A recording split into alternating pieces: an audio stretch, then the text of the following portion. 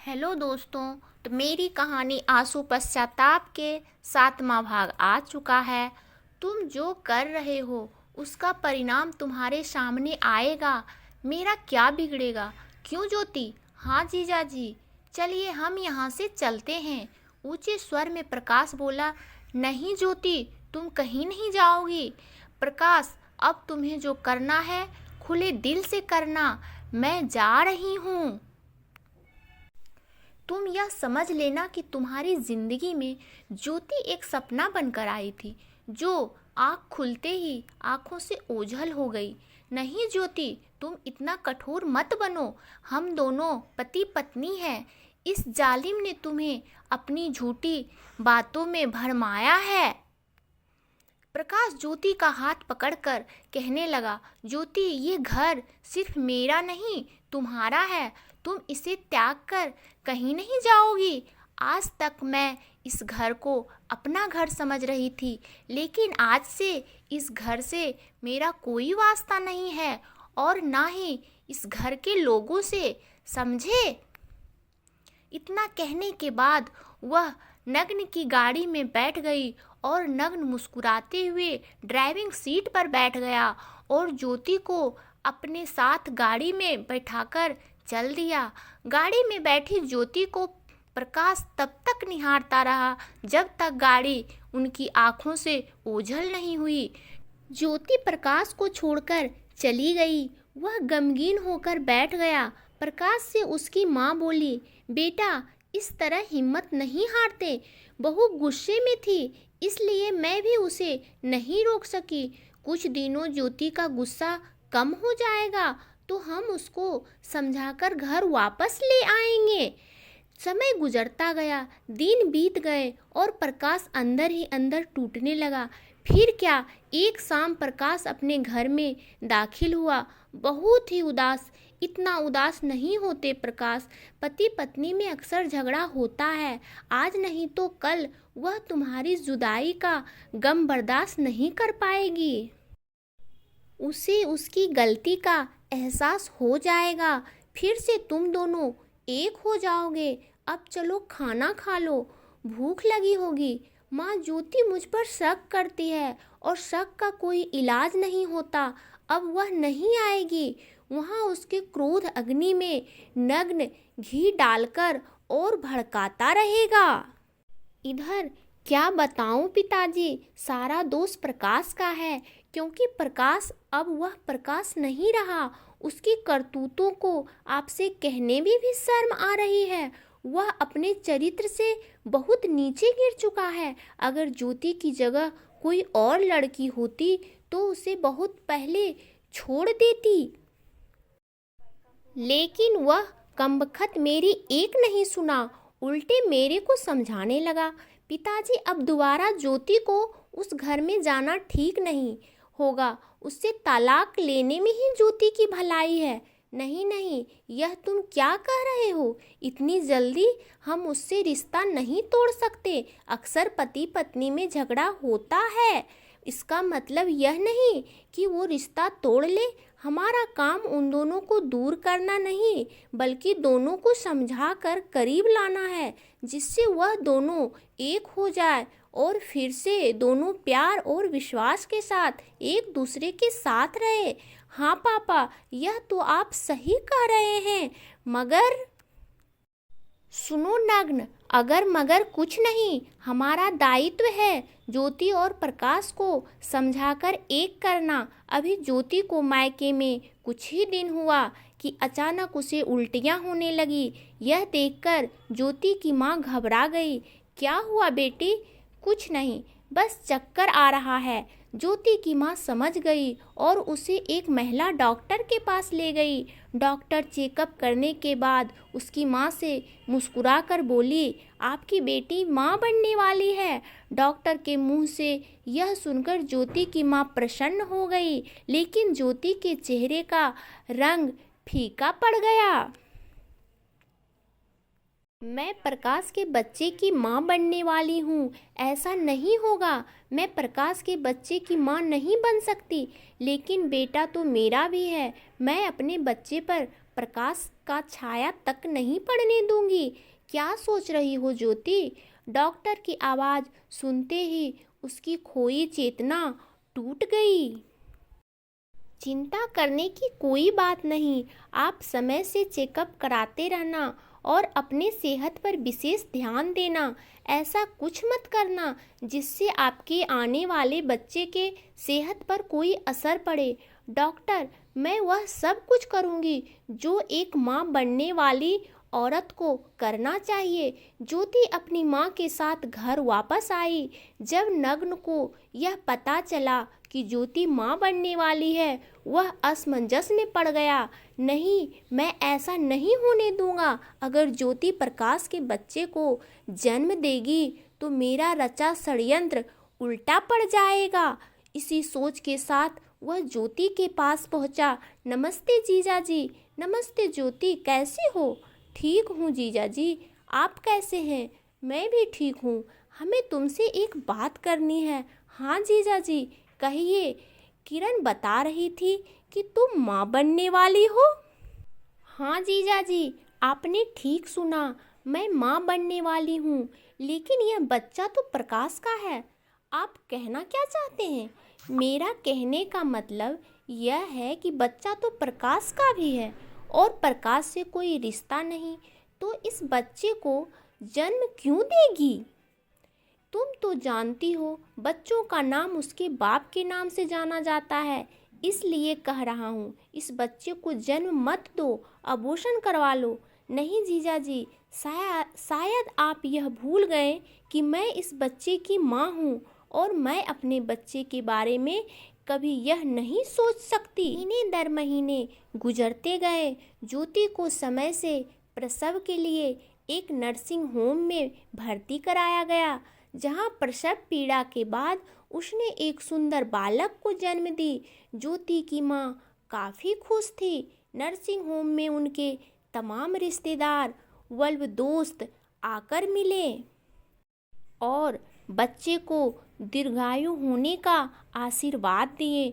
ज्योति अपने बच्चे को देखकर काफ़ी प्रसन्न थी, लेकिन प्रकाश का ख्याल आते ही वह भावुक हो गई। नहीं, मैं अपने बच्चे पर प्रकाश का छाया भी नहीं पड़ने दूंगी। धर्मदास नाना बन गए। घर में खुशियों का माहौल था। जब प्रकाश को खबर मिली कि वह पापा बन गया, यह खबर सुनते ही वह प्रसन्न हो गया और अपनी माँ का चरण स्पर्श कर आशीर्वाद लिया और प्रफुल्लित मन से अपने बच्चे को देखने ज्योति के घर पहुँचा। अपने दामाद को अपने दरवाजे पर देखकर सेठ धर्मदास प्रसन्न हुए। प्रकाश उनका चरण स्पर्श कर बोला, पापा, ज्योति और मेरा बेटा कैसे हैं और कहाँ हैं? ठीक हैं। प्रकाश, पहले जलपान कर लो, फिर अपने बच्चे से मिल लो। नहीं पापा, पहले अपने बेटे को देखेंगे, फिर जलपान करेंगे। और वह उस कमरे में गया जहाँ ज्योति अपने बच्चे के साथ थी। हेलो ज्योति, कैसी हो? प्रकाश, तुम यहाँ क्या करने आए हो? ज्योति, मैं यहाँ क्या करने आया, यह तुम मुझसे पूछ रही हो? क्या मैं अपने बेटे को नहीं देख सकता? नहीं, तुम यहाँ से चले जाओ। मैं और मेरे बेटे का तुमसे और तुम्हारे परिवार से कोई मतलब नहीं है। तुम मेरी नज़रों से दूर हटो और फिर कभी अपना मनहूस शक्ल मुझे मत दिखाना। ज्योति, यह तुम क्या कह रही हो? गिला शिकवा खत्म करो। जो बीत गया सो बीत गया। बुरा सपना समझकर भूल जाओ। तुम क्या चाहते हो कि मैं कुछ कर लूं? यहाँ से चले जाओ, वरना मैं वह कर लूँगी जो तुमने कभी सोचा भी नहीं होगा। ठीक है ज्योति, मैं जा रहा हूँ, लेकिन एक बात, शट अप। अगर तुमने एक शब्द भी बोला, मैं अपने बच्चे पर तुम्हारा साया तक नहीं पड़ने दूंगी, समझे? ज्योति गुस्से में फिफरने लगी। प्रकाश चुपचाप वहाँ से बाहर निकला। प्रकाश को तेज कदमों से घर से बाहर निकलते देखकर सेठ धर्मदास बोले, सुनो प्रकाश। लेकिन वह बिना किसी प्रति उत्तर दिए घर से बाहर निकल गया और अपनी बाइक से चल दिया। वह निराश होकर अपने घर वापस पहुंचा। प्रकाश को वापस आए देखकर उसकी माँ उत्सुक मन से पूछी, कैसा है मेरा पोता? बिल्कुल आपके बेटे जैसा माँ। भगवान मेरे पोते को लंबी उम्र दे। चलो अब हमें भी लेकर ज्योति के पास चलो। अब हमें भी अपनी बहू और पोते को देखना है।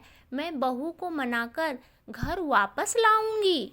नहीं माँ, मैं तुम्हें वहाँ नहीं ले जा सकता। क्यों क्यों नहीं ले जा सकते? कैसे कहूँ माँ? क्या बात है बेटा, खुल कर कहो, क्यों नहीं ले जा सकते? माँ, मैंने आपसे झूठ बोला। सच तो यह है कि ज्योति ने मुझे मिलने से मना कर दिया और मैं अपने बच्चे को देखे बिना वापस आ गया। यह तुम क्या कह रहे हो? हाँ माँ, मैं अपने बच्चे को देखने के लिए उसके पास गया तो कहने लगी, तुम यहाँ क्या करने आए हो? ज्योति, एक बार मुझे अपने बच्चे को देख लेने दो। मैं अपने बच्चे पर तुम्हारा साया तक नहीं पड़ने दूंगी।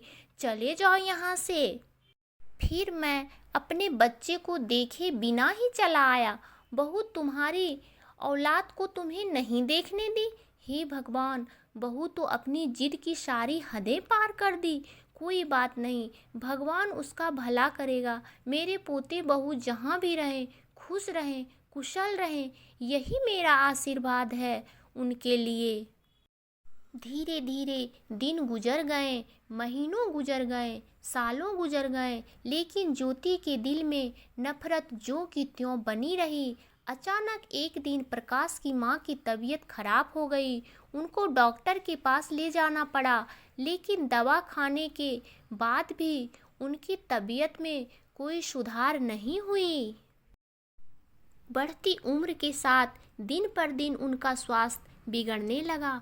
वह बहुत कमज़ोर हो गईं। एक दिन वह अनायास ही चक्कर खाकर गिर पड़ी। फौरन उन्हें अस्पताल में एडमिट करना पड़ा। कल्पना उनकी देख रेख में बराबर उनके साथ रहती थी, लेकिन उनका स्वास्थ्य और बिगड़ने लगा, जिससे वह गंभीर अवस्था में पहुंच गई। कल्पना, जी माँ जी, मैं अपने बहू और पोते को मरने से पहले एक बार देखना चाहती हूँ। मुझे ऐसा आभास हो रहा है कि अब मैं ज़्यादा दिन तक जिंदा नहीं रहूँगी। माँ जी, ऐसा मत कहिए, आपको कुछ नहीं होगा। तब तक प्रकाश भी वहां आ गया। बेटा, एक बार मुझे बहू और पोते से मिला दो। मैं उनको एक बार अपनी नज़र से देखना चाहती हूँ। मेरी आत्मा कह रही है कि अपने पोते को देख लूँ और बहू को भी। क्या पता आत्मा कब साथ छोड़ देगी। ऐसा नहीं होगा माँ, तुम ठीक हो जाओगी। कल्पना प्रकाश से बोली, अभी तुम भाभी के पास जाओ और उन्हें किसी तरह मना कर यहाँ लाओ। कल्पना, तुम तो जानती हो ज्योति अपनी जिद के सामने मेरी एक नहीं सुनेगी। तुम एक बार जाके तो देखो। अगर माँ जी को कुछ हो गया तो उनकी आत्मा तड़पती रहेगी। इस हाल में मैं माँ को छोड़कर कैसे जा सकता हूँ? मैं हूँ ना प्रकाश। ठीक है, मैं जा रहा हूँ, शायद उसे रहम आ जाए। हाँ प्रकाश, अब आखिरी वक्त है, नहीं तो जिंदगी भर पश्चाताप रहेगा। ठीक है, मैं एक बार और प्रयास करता हूँ। धर्मदास कई वर्षों बाद अपने दरवाजे पर अपने दामाद को देखकर आश्चर्य हो गए। आओ प्रकाश, आओ। प्रकाश उनके पैरों को स्पर्श किया। खुश रहो बेटा, कहो कैसे हो? पिताजी, मेरी माँ अस्पताल में मरणासन्न अवस्था में है, फिर तुम यहाँ? उनकी आखिरी इच्छा अपने बहू और पोते से मिलने की है। तुम ज्योति को लेने आए हो? हाँ पिताजी। ठीक है। धर्मदास ज्योति को बोले, ज्योति बेटी, जल्दी से यहाँ आना। ज्योति वहाँ अपने पति को देखकर आश्चर्यचकित हो गई। ज्योति बेटी, तुमको प्रकाश लेने आया है। इनकी माँ मरणासन्न अवस्था में है। वह तुम्हें और बच्चे को देखना चाहती है। तुम प्रकाश के साथ चली जाओ, अपनी सासू माँ से मिल लो। दोस्तों, इस कहानी का 8वां भाग अगले एपिसोड में आएगा।